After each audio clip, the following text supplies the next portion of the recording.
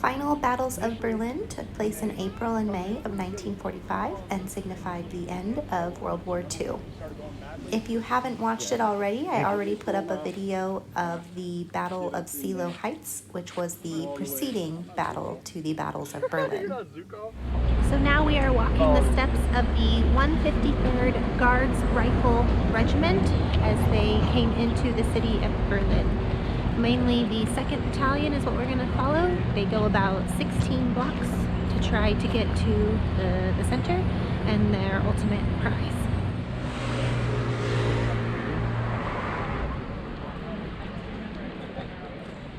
In contrast to the battleground of Seelow Heights, now that we are in a city, the terrain is much different.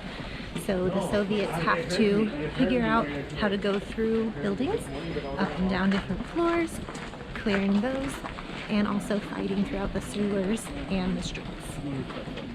When the 2nd Battalion came across this sunken rail embankment, they had to get across. And the bridge that we're walking on now was not in existence back then, so they literally had to climb down the wall, cross, and climb back up. Because of that, they couldn't bring any of their heavy equipment, so it had to just be themselves and their weapons.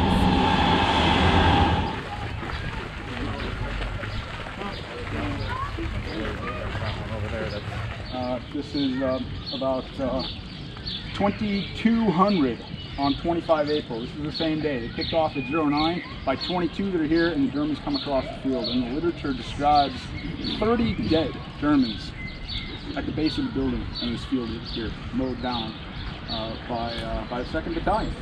They smartly, 1 hour later at 2300, used that opportunity to immediately follow that up with an attack of their own. Only this time, they've learned. They don't want to come across this field. It's dark at 2300. They go and they hug the buildings on the right side of the park, and they work their way in a manner I described earlier, right? Down the side of the park, and there's a rail line at the far end of it, and they get as far as said rail line. And by that evening, in the darkness, they've managed to advance through the park.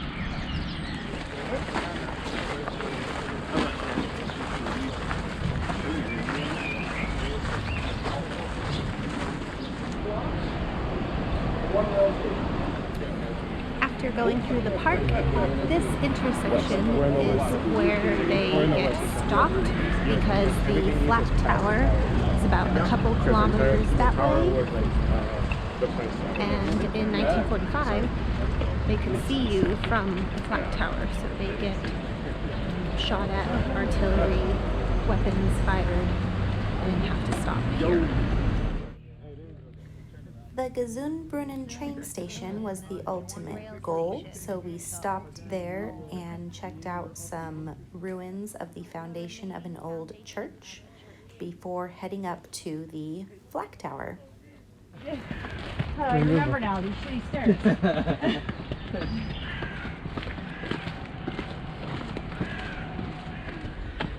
Stairs. Always stairs.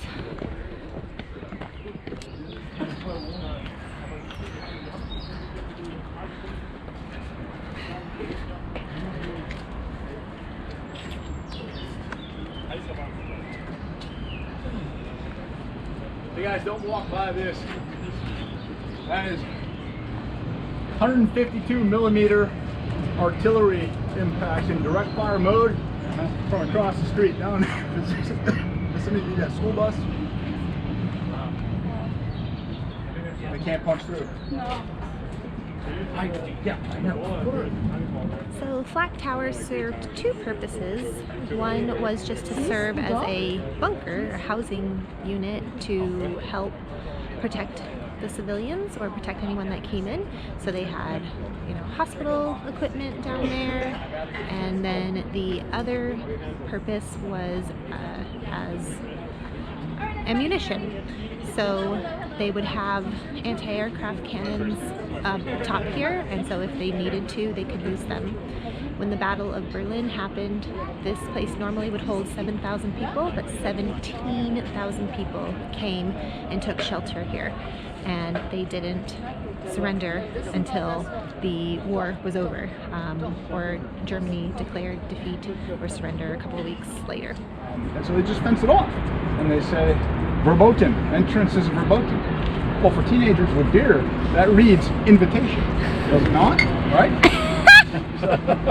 Young college student goes in with nothing more than a lighter and a drink, and he goes in, and in the middle of the tower there's an enormous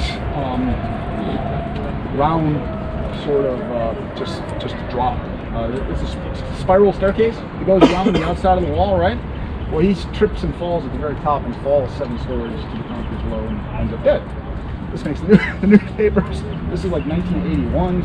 The federal government is still in Bonn. This is West Germany. And so West Berlin appealed to the government in Bonn for funds to remove this. Bonn said, yeah, we don't have any money for that. Just do something with it to make it safe. And so what they can do, what is affordable, is to bring in a ton of dump trucks full of topsoil, right? And they just bury the other half, and they create the hill. You see on the other half, they seal the doors. You can't get in unless you go buy a ticket with the Berliner Unterwelten. And again, certain months of the year you can get in supervised. But yeah, it's a park now, and kids come up here and play music and drink beer and whatnot. And some of them maybe know what they're standing on top of, others don't. The reason why this tower is still standing is because this was the area that the French occupied after the war, and when they tried to blow it up, they only blew up one side, thinking that this side would fall after it, but it didn't. And the reason why they didn't blow up this side is because of the rail tracks that are behind it. Didn't want the rubble to cover the rail tracks because that was in the Russian occupied zone. So they just left it here, and that's why it's still here today. The next day, we followed in the footsteps of the Russians leading up to the Reichstag. 79th Rifle Corps has between 12 and 14,000 men. They think that they're facing at least 5,000 German defenders. In reality, there are about 550 Germans defending the Reichstag. The Germans don't put nearly the same value on the Reichstag that the Russians do. They're using it really just as a blockhouse, right? It is, it's made of, again, heavy stone construction. It's right between the Russians and what really is important, the Reichschancellery, where Adolf Hitler and the government is. And so the Germans are going to use it, as I said, as really just a large pillbox.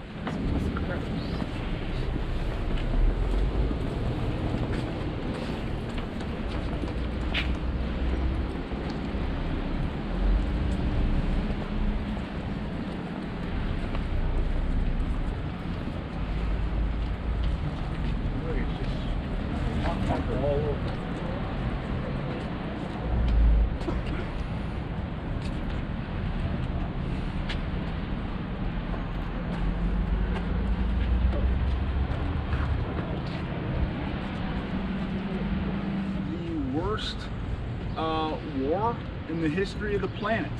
The war in the East was nothing short of a war of extermination. The Germans went into Russia, and their goal was to depopulate European Russia and resettle it with Germans over a period of decades. What's that? Lebensraum. Lebensraum. Gotta have it. Yeah, living room. Once the Russians made it to the Reichstag, what proceeded next was room-to-room fighting, and in the late hours of April 30th, a team was able to get a flag displayed in order to say that they had claimed it by the May 1st deadline. Our next stop, you guessed it, another Soviet war memorial.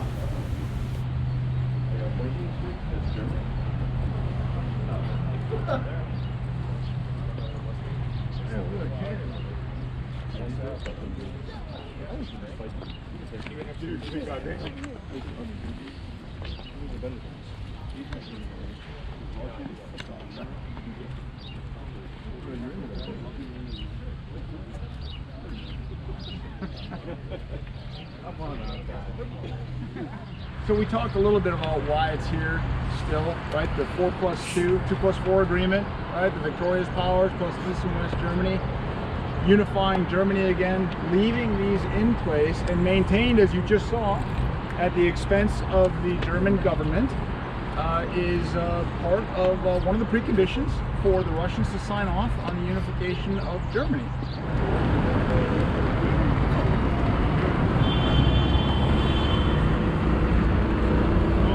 Was in the eastern sector of Berlin, East Berlin at the time, and the Soviet authorities with the Western authorities agreed to rebuild it at joint expense. So despite the fact that it was on the wrong side of the wall, everybody kind of came together to repair it before the end of the Cold War. Speaking of the Cold War, did you notice when you crossed the road?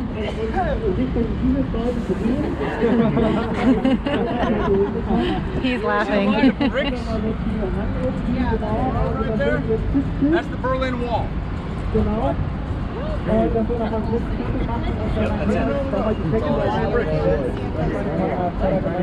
It runs throughout the city to show you where the wall once was. For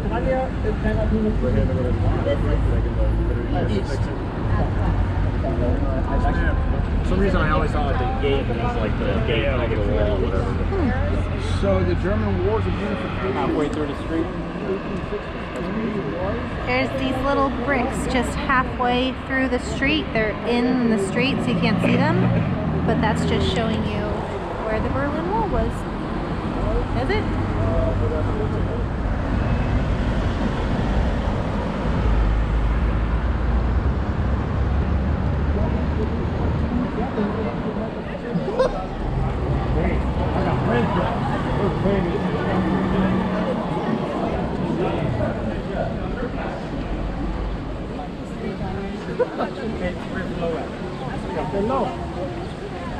Free until they have.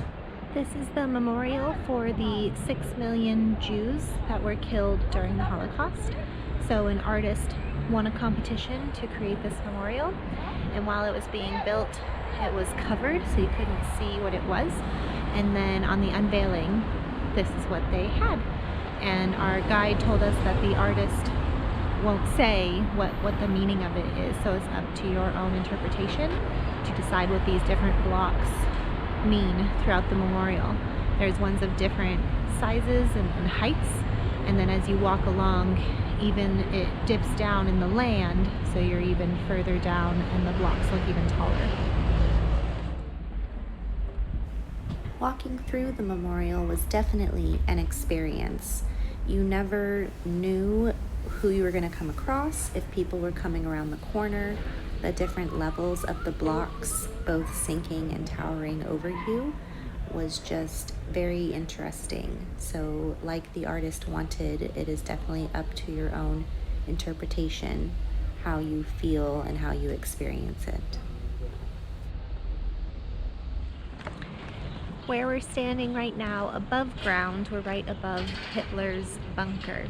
And this corner here up the street is actually where he was buried and burned, or attempted to be burned, until the Soviets retrieved his body and took it elsewhere.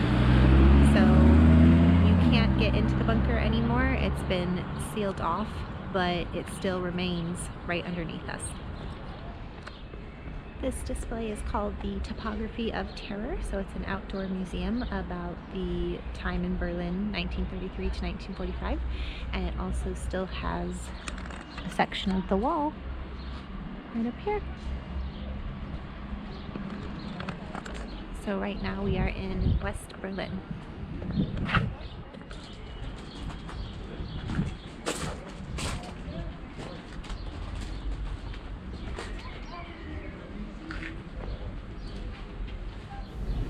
In addition to the timeline along the wall, there's some interactive displays and also some ruins from the Gestapo headquarters. Just down the road from the Topography of Terror display, we visited Checkpoint Charlie, and it's actually still a thoroughfare street, so just be careful if you're going to go and see the display. And then we went inside to the Checkpoint Charlie Museum. It has a lot of different exhibits inside, but my favorite part was seeing how the different people would escape the Berlin Wall. So in this display, there was a boyfriend and a girlfriend, and the boyfriend hid the girlfriend in the upholstery of the front passenger seat. Here at the corner of Bernauer Strasse and Gartenstrasse, there is a park that still has a section of the Berlin Wall, and they also have a diagram here of East and West Germany with buildings and such.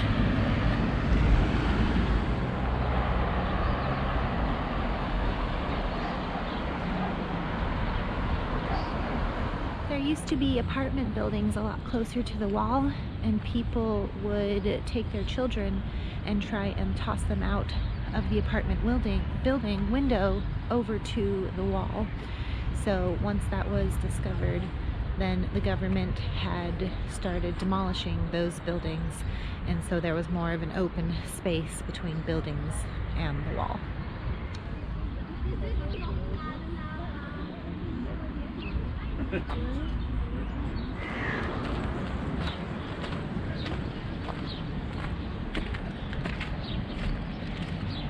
Walking along the street, you'll find these plaques on the ground that commemorate people who successfully got over the wall.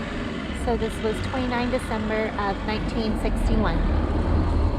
Conversely, on this side of the wall, you'll find plaques on the ground of the location where an attempted escape was made but then caught by the guard. So it will say, Fluchtversuch und Festnahme Gerd.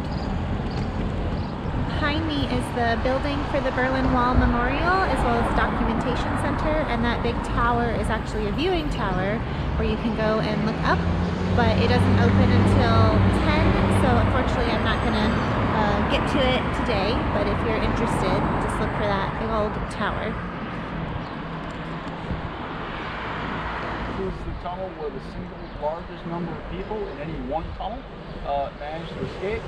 57 is not a large number. I think for those 57 people, right? There's no amount of effort that isn't justified to get them and their loved ones out. But given the weeks and months that it would take to organize something like this, the difficulty of finding the correct points, all of the coordination that goes into it, 57 is an egregiously low number. Now we are at Tempelhof Airport, the location where the Berlin airlift took place, and it's no longer an operational airport, but they do have a nice little park and memorial set up here.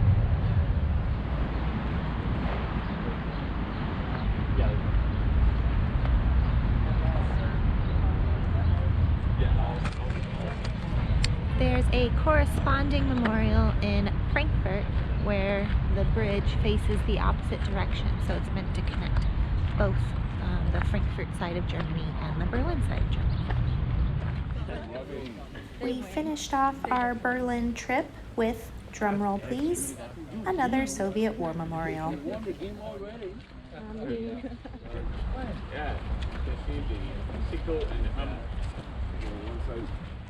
An old sporting complex. This is the second of 3 Soviet memorials.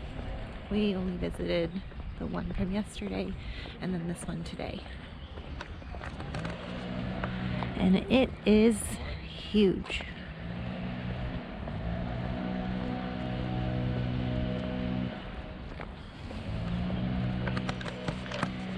The trees that line the edges are actually trees imported from Russia.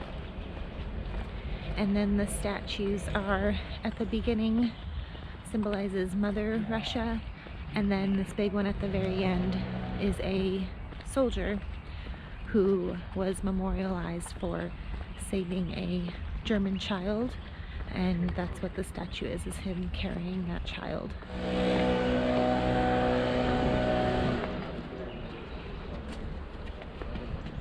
It's very interesting because these Russian memorials were part of the agreement after the war ended that they had to be put up by the Germans, and then they have to be maintained by the Germans with German money, you know. So now we're going on almost 80 years later, it's still something that exists. And our guide said that there wasn't a police presence here that he's ever seen before, but with the current events going on, it might be that they are here now to protect the memorials from being vandalized. And that concludes our battlefield walkthrough of Berlin. Thanks for watching.